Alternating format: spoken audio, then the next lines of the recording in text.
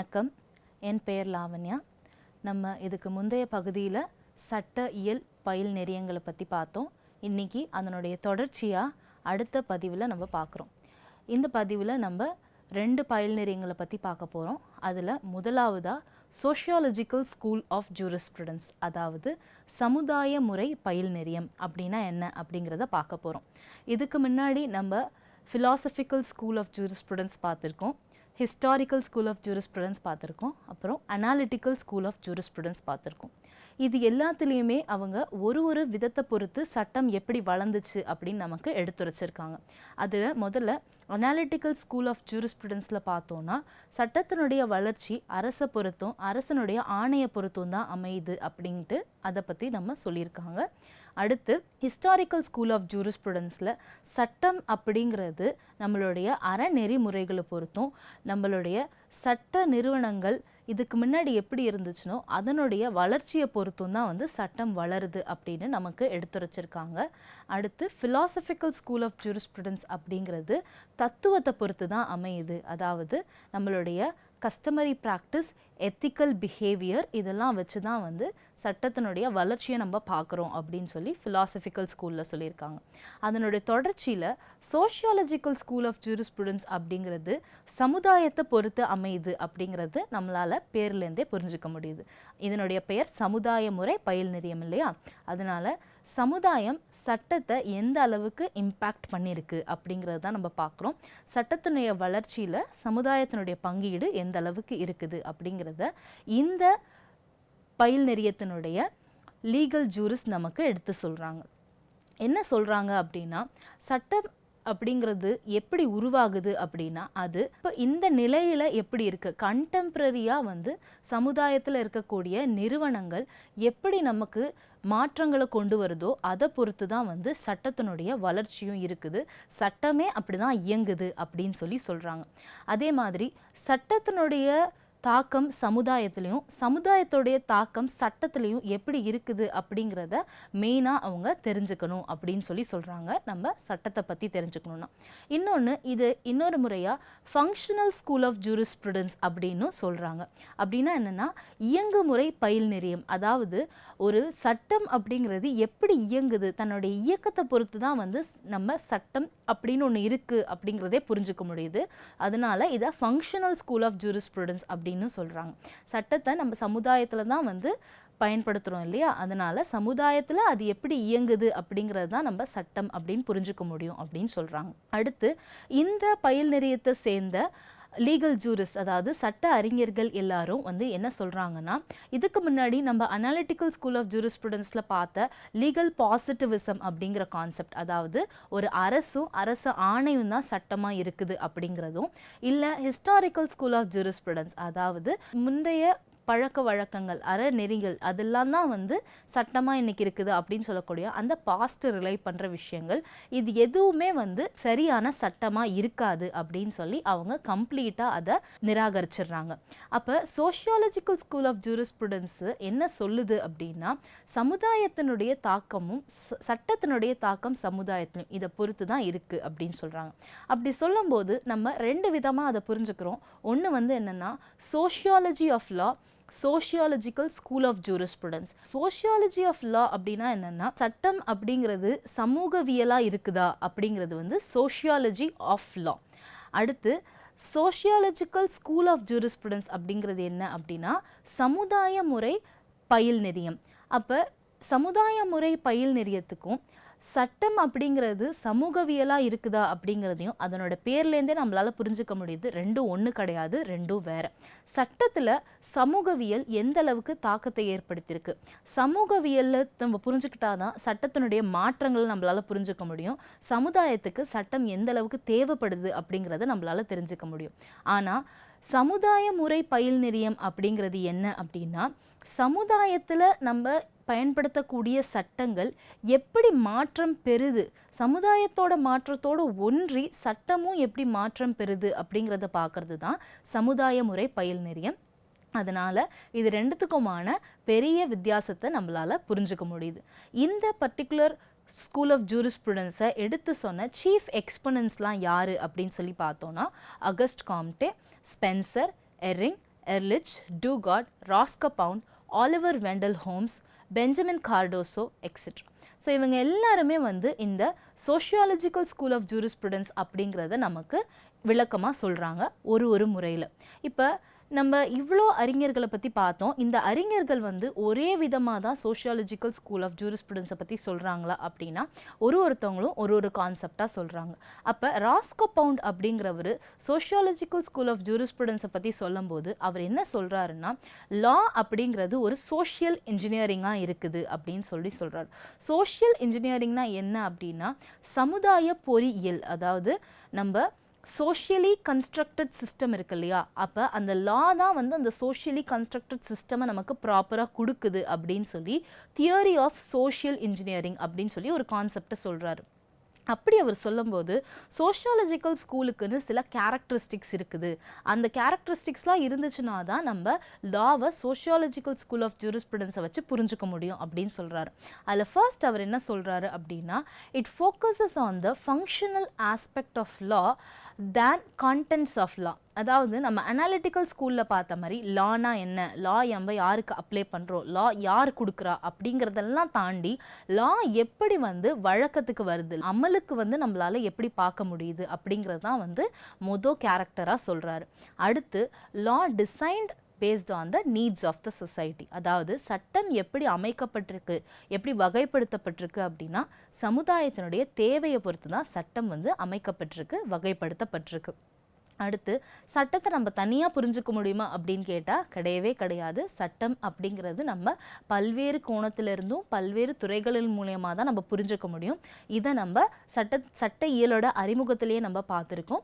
அதே தான் ராஸ்கபவுண்டும் சொல்கிறாரு. என்ன அப்படின்னு சொல்லி பார்த்தோன்னா philosophy, psychology, political science, economics, sociology இது எல்லாத்தையும் ஒன்று சேர்த்து தான் நம்ம சட்டத்தை புரிஞ்சுக்க முடியும் அப்படின்னு சொல்கிறாரு. அதுக்கப்புறம் அனாலிட்டிக்கல் ஸ்கூல் ஆஃப் ஜூரிஸ்ப்ருடன்ஸில் சொன்ன மாதிரி ஒரு ஸ்டேட்டோ இல்லை ஸ்டேட் கொடுக்கக்கூடிய கமாண்டோ அந்த பவர் தான் லா அப்படின்னு சொல்லும் போது அதை அவர் முழுமையாக நிராகரிக்கிறாரு. அதை அவர் ஒரு துளி கூட ஒத்துக்கவே இல்லை. அடுத்து அவர் என்ன சொல்றாருன்னா, தன்னுடைய கருத்து சொல்லும் போது அவர் சோஷியல் ஆர்டர் அப்படிங்கிற ஒரு கான்செப்டை பற்றி சொல்றாரு. அப்போ ராஸ்கபவுண்ட் சோஷியாலஜிக்கல் ஸ்கூலை சோஷியல் ஆர்டரை வச்சு எடுத்து சொல்றாரு. ஆனால் அதே ஸ்கூலை சேர்ந்த இன்னொரு ஸ்காலரான ஆலிவர் வெண்டல் ஹோம்ஸ் வந்து அவர் என்ன சொல்றாருன்னா, ஃபங்க்ஷனல் ஆஸ்பெக்டை சொல்றது தான், ஆனால் அந்த ஃபங்க்ஷனல் ஆஸ்பெக்டே எங்கேருந்து வருது அப்படின்னு சொல்லி கேட்டால் கோர்ட் கொடுக்கக்கூடிய டிசிஷன்ஸ்லேருந்து தான், அவங்களுடைய தீர்ப்புகள்லேருந்து தான் நம்மளால் அந்த ஃபங்க்ஷனல் ஆஸ்பெக்ட் ஆஃப் லாவை புரிஞ்சுக்க முடியுது. ஏன் அவர் அந்த மாதிரி ஒரு கருத்து சொல்கிறாரு அப்படின்னா, சட்டம் அப்படிங்கிறதோடைய விளக்க உரையை நமக்கு கோர்ட் தான் எடுத்து சொல்கிறாங்க. அதாவது இன்டர்பிரிட்டேஷன் ஆஃப் லாவை நமக்கு கோர்ட் தான் எடுத்து சொல்கிறாங்க.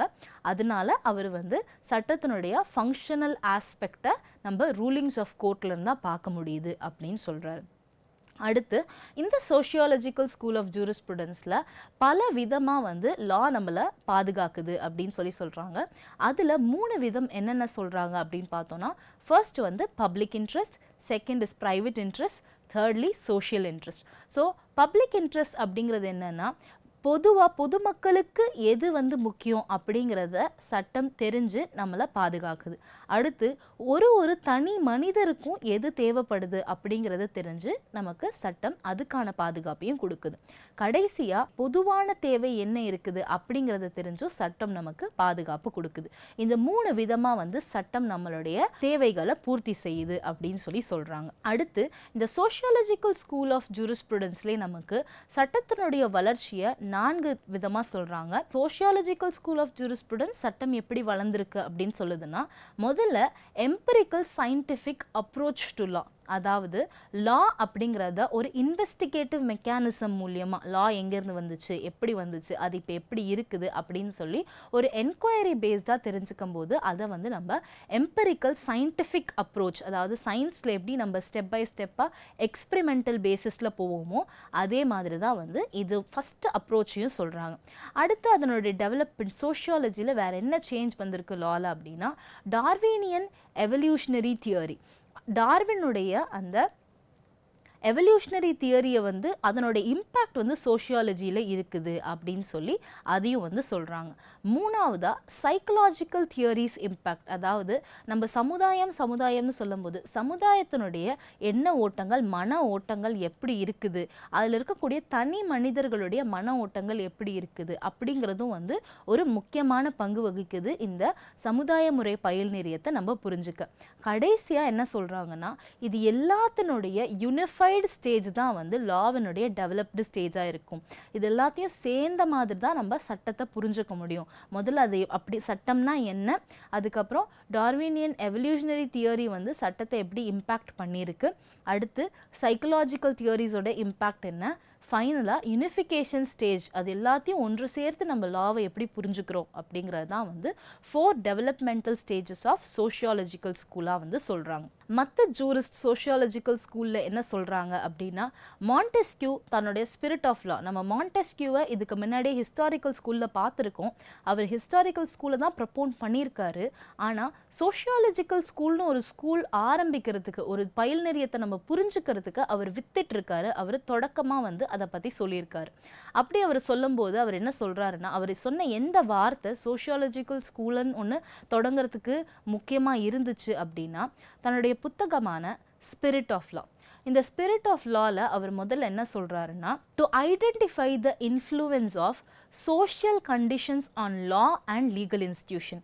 இதுதான் ரொம்ப முக்கியமாக கருதுறாங்க. அப்படின்னா என்னென்னா, சோஷியல் கண்டிஷன், சமுதாய முறைகள் எப்படி இருக்குது, சமுதாய நிலை எப்படி இருக்குது அப்படிங்கிறது, அந்த சமுதாய நிலை சட்டத்தில் எப்படி இருக்குது, அதே மாதிரி சட்ட நிறுவனங்களில் எப்படி இருக்குது, இதுதான் வந்து சட்டத்தை நம்ம புரிஞ்சுக்கிறதுக்கு முக்கியமாக இருக்கும் அப்படின்னு சொல்லி அவர் சமுதாயத்தை முன்னிறுத்தி சொன்னதுனால இந்த சமுதாயத்தினுடைய கான்ட்ரிபியூஷனும் இன்ஃப்ளூயன்ஸ் ஆன் லாவும் வந்து மற்ற அறிஞர்கள் தெரிஞ்சுக்கிறதுக்கு ரொம்பவே தூண்டுதலாக இருந்திருக்கு. அடுத்து அகஸ்டா காம்ப்டே என்ன சொல்கிறாரு அப்படின்னா, அவர் theory of law as a fact அப்படின்னு சொல்லி லா ஆஸ் அ ஃபேக்டாக வந்து அவர் எடுத்து சொல்கிறாரு. அப்படி சொல்லும்போது அவர் என்ன சொல்கிறாருன்னா, ஒரு இண்டிவிஜுவலுக்கும் தனித்தனியாக ரைட்ஸ் இருந்திருக்கலாம். ஆனால் அந்த தனித்தனி உரிமைகள் எல்லாத்தையும் விட்டுட்டு நம்ம சமுதாயம் எதை நோக்கி பயணிக்குது, சமுதாயத்தினுடைய இப்பத்திய கண்ணோட்டம் என்ன அப்படிங்கிறத வந்து நம்ம முதல்ல பார்க்கணும். அதை முதல்ல தெரிஞ்சுக்கிட்டதுக்கு அப்புறம் தான் நம்ம இண்டிவிஜுவல் தனி மனிதருடைய உரிமையை பற்றியே நம்ம தெரிஞ்சுக்கணும் அப்படின்னு சொல்லி அகஸ்டா காம்ப்டே சொல்கிறாரு. ஜான் டூகார்டுங்கிற சோஷியாலஜிக்கல் ஸ்கூல் ஸ்காலர் என்ன சொல்கிறாருன்னா, அவர் சோஷியல் சாலிடாரிட்டி அப்படின்னு ஒரு கான்செப்டை சொல்கிறார். அவரோட சோஷியல் சாலிடாரிட்டி மூலியமாக அவர் என்ன சொல்கிறார், அதாவது சமுதாய ஒற்றுமை மூலியமாக அவர் என்ன சொல்கிறாருன்னா, ஒரு மனிதன் அப்படின்றவன் தனி மனிதன் கிடையாது, அவன் இன்னொரு மனிதன் மேலே டிபெண்ட் ஆகி தான் இருக்கான், இன்னொரு மனிதனை சார்ந்து தான் இருக்கான். அப்போ சமுதாயத்தில் ஒரு மனிதன் இன்னொரு மனிதனை சார்ந்து இருக்க வேண்டியது அவசியம், அது ரொம்ப பொதுவும் கூட அப்படின்னு சொல்லி சொல்கிறார். The interdependence of man is very common அப்படின்னு சொல்லி தன்னோட காமன் நீட்ஸை ஃபுல்ஃபில் பண்ணுறதுக்கு அவன் மற்றவங்களை சார்ந்து தான் இருக்கணும் அப்படின்னு சொல்லி ஜான் டூகார்ட் சொல்கிறார். அப்போ இந்த ஒற்றுமை அப்படிங்கிறது நமக்கு சட்டத்தில் கொடுக்கப்படக்கூடிய கடமையாக இல்லாமல் அது ஒரு மாரல் டியூட்டியாக இருக்குது அப்படின்னு சொல்லி சொல்கிறாரு. அப்போ இந்த மாரல் டியூட்டியை நம்ம ஃபுல்ஃபில் பண்ணும்போது, ஒரு சமுதாயம் தன்னுடைய மாரல் டியூட்டியை ஃபுல்ஃபில் பண்ணும்போது நம்மளால் பல விதமான சமுதாயங்களை பார்க்க முடியுது. அப்போ இந்த எல்லா சமுதாயங்களையும் ஒரே சமுதாயங்களை பார்க்காம அது தனித்தனி குரூப்பாக இருக்கும்போது அந்த குரூப் எல்லாம் ஒன்று சேர்ந்து செயல்படும் போது தான் நம்மளால் பிரின்சிபல் ஆஃப் சாலிடாரிட்டி, அதாவது ஒற்றுமை கோட்பாடை நம்ம புரிஞ்சுக்க முடியுது அப்படின்னு சொல்லி சொல்கிறாரு. அந்த சமுதாய குழுக்களை ஒன்றா பார்க்காம நம்ம தனித்தனியாக பார்த்து அதனுடைய ஒற்றுமையில் தான் நம்ம தெரிஞ்சுக்கணும் அப்படின்னு சொல்லி ஜான் டூகார்ட் சொல்கிறாரு.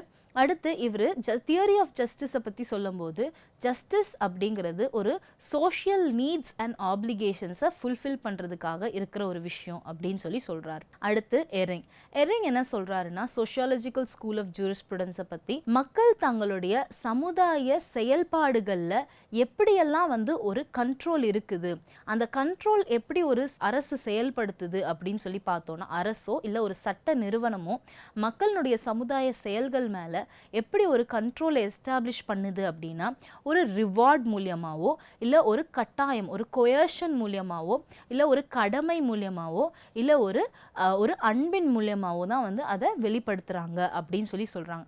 அப்போ இந்த ரிவார்ட், கொயர்ஷன், டியூட்டி, லவ் இது எல்லாமே வந்து ரொம்ப முக்கியமாக இருக்குது ஒரு மனிதன் தன்னுடைய செயல்களை செய்யும் பொழுது. இது வந்து எர்ரிங் சொல்லக்கூடிய சோஷியாலஜிக்கல் ஸ்கூல் ஆஃப் லா. அடுத்து யுஜீன் எர்லிச் என்ன சொல்கிறாரு அப்படின்னா, அவர் சட்டத்தை பற்றி சொல்லும்போது லா ஆஸ் அ கம்யூனிட்டி அப்படின்னு சொல்கிறாரு.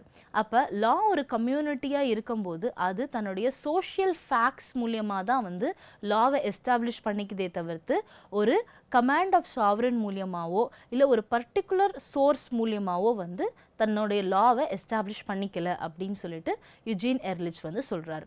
இதெல்லாம் சோஷியாலஜிக்கல் ஸ்கூல் ஆஃப் லாவை பற்றி பல அறிஞர்கள் எடுத்து சொன்னது. இப்போ இதனுடைய தொடர்ச்சியாக வரக்கூடிய அடுத்த பயில் நெறியம் தான் ரியலிஸ்ட் ஸ்கூல் ஆஃப் ஜூரிஸ்ப்ருடன்ஸ். இந்த ரியலிஸ்ட் ஸ்கூல் ஆஃப் ஜூரிஸ்ப்ருடன்ஸ்னால் என்ன அப்படின்னா, அது நிகழ்வு நிலை பயில் நெறியம்.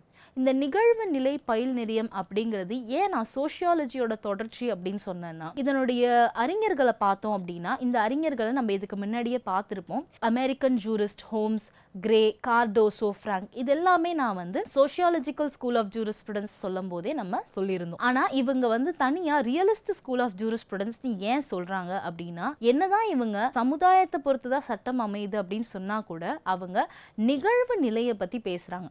அதாவது இப்போ என்ன நடக்குது அப்படிங்கிறத நம்மளால எப்படி புரிஞ்சுக்க முடியும் அப்படின்னா, அவங்க என்ன சொல்கிறாங்கன்னா, அதை நம்மளால ஜுடிஷியல் டிசிஷன்ஸ், அதாவது நம்மளுடைய நீதித்துறையில் நமக்கு கொடுக்கக்கூடிய அந்த தீர்ப்புகளை பொறுத்து தான் அது அமையுது அப்படின்னு சொல்லி அவங்களுடைய புரிதலை அவங்க முழுக்க நீதித்துறையின் மேலேயே வச்சுருக்காங்க. அதை பொறுத்து தான் சட்டம் வளர்ச்சி அடையுது அப்படின்னு சொல்கிறாங்க. ஒரு சமுதாயத்தில் இருந்தக்கூடிய அந்த கருத்து எப்படி நீதித்துறைக்கு போகுது அப்படின்னா, அவங்க என்ன சொல்கிறாங்கன்னா, ஜுடிஷியல் டிசிஷன்ஸ் அப்படிங்கிறது வெறும் சட்டத்தை வச்சு மட்டுமே எடுக்கிறது கிடையாது. அந்த டிசிஷன்ஸ் பல social factors, economic factors, policies, values இதெல்லாம் பொறுத்து தான் அந்த ஜுடிஷியல் டிசிஷன் அமையுது. வெறும் சட்டத்தை வச்சு மட்டும் அந்த தீர்ப்பு அமையலை அப்படிங்கிறதுனால தான் இவங்களை நம்ம நிகழ்வு நிலை பயில் நெறியம் அப்படின்னு சொல்லக்கூடிய ரியலிஸ்ட் ஸ்கூல் ஆஃப் ஜூரிஸ்ப்ருடன்ஸ் கீழே நம்ம புரிஞ்சுக்கிறோம். இதை நம்ம லீகல் ரியலிசம் அப்படின்னு சொல்லலாம். இப்போ இதில் ஆலிவர் ஹோம்ஸ் என்ன சொல்கிறாரு அப்படின்னா, சட்டம் அப்படிங்கிறது கோர்ட் என்ன பண்ணுது அப்படிங்கிறது தான் பொறுத்து இருக்கே தவிர்த்து கோர்ட் என்ன சொல்லுது அப்படிங்கிறது மட்டும் சட்டம் கிடையாது. கோர்ட் அந்த சட்டத்தை எப்படி பயன்படுத்துகிறாங்க, எதெல்லாம் பொறுத்து அவங்க சட்டத்தினுடைய விளக்க உரையை நமக்கு கொடுக்குறாங்க, இதை பொறுத்து தான் வந்து சட்டமானது அமையும் அப்படின்னு சொல்லிட்டு ஆலிவர் ஹோம்ஸ் சொல்கிறார். அடுத்து கிரே அப்படின்னு சொல்லக்கூடிய இன்னொரு லீகல் ஜூரிஸ்ட் என்ன சொல்கிறாரு அப்படின்னா, law is what declared by the judges. அதாவது நீதிபதிகள் என்ன சொல்கிறாங்களோ அதுதான் சட்டமாக இருக்குது. நீதிபதிகள் என்னென்ன கடமைகளை நமக்கு எடுத்துரைக்கிறாங்களோ அதெல்லாமே சட்டமாகவே இருக்குது. அதுதான் வந்து எப்போ அவங்க இந்த கடமைகள்லாம் நமக்கு எடுத்து உரைக்கிறாங்க அப்படின்னா, நம்மளுடைய லீகல் ரைட்ஸ் அண்ட் டியூட்டிஸை பற்றி அவங்க விளக்க உரை கொடுக்கும் பொழுது தான் நமக்கு இந்த கடமைகளை எடுத்து சொல்கிறாங்க அப்படின்னு சொல்லிட்டு கிரே வந்து சொல்கிறாரு. அடுத்து ஜஸ்டிஸ் கார்டோசோ அப்படின்றவர் என்ன சொல்கிறாருன்னா, அவர் தன்னுடைய ஒர்க்கான the nature of judicial process இதை வச்சு தான் வந்து ரியலிஸ்ட் ஸ்கூல் ஆஃப் ஜூரிஸ்ப்ருடன்ஸை நமக்கு எடுத்து சொல்கிறாரு. அப்போ கார்டோசோ என்ன சொல்கிறாருன்னா, நேச்சர் ஆஃப் ஜுடிஷியல் ப்ராசஸ், அந்த ஜுடிஷியல் ப்ராசஸில் என்னென்னலாம் இருக்குது அப்படின்னு பார்த்தோன்னா, ஹிஸ்ட்ரி இருக்குது, கஸ்டம் இருக்குது, accepted norms of righteous conduct இருக்குது. இது எல்லாமே சேர்ந்து தான் சட்டத்தை வளர்க்குது. இதெல்லாம் தான் சட்டம் வளர்கிறதுக்கான காரணிகளாக இருக்குது அப்படின்னு கார்டோசோ சொல்கிறார்.